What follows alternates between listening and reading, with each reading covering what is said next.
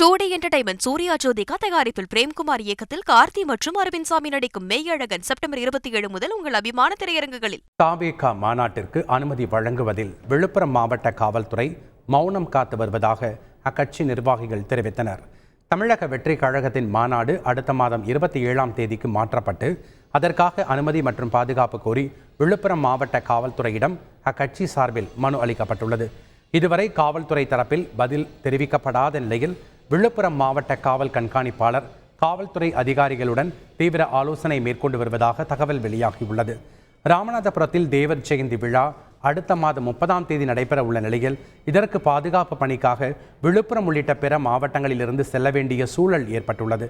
மேலும் 31ஆம் தேதி தீபாவளிக்கு முன்னதாக மாநாடு நடந்தாலும் சனி ஞாயிறுகளில் போக்குவரத்தை சரி செய்வதில் போலீசாருக்கு சிக்கல் ஏற்பட்டுள்ளதாக கூறப்படுகிறது. கடந்த ஆண்டு தீபாவளி போக்குவரத்து பாதிப்பு குறித்தும் காவல்துறையினர் ஆலோசனை மேற்கொண்டு வருவதாக தகவல் வெளியாகியுள்ளது.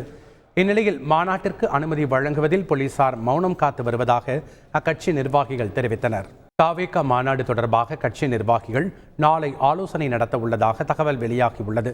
தமிழக வெற்றி கழகத்தின் முதல் மாநில மாநாடு விழுப்புரம் மாவட்டம் விக்கிரவாண்டியில் வரும் அக்டோபர் 27ஆம் தேதி நடைபெறுவதாக அக்கட்சி தலைவர் விஜய் அறிவித்திருந்தார். இந்நிலையில் மாவட்ட செயலாளர்கள் மற்றும் முக்கிய நிர்வாகிகள் பங்கேற்கும் ஆலோசனை கூட்டம் கட்சியின் பொதுச் செயலாளர் புஷி ஆனந்த் தலைமையில் சென்னை பனையூரில் உள்ள தலைமை அலுவலகத்தில் நாளை நடைபெற உள்ளதாக தகவல் வெளியாகியுள்ளது.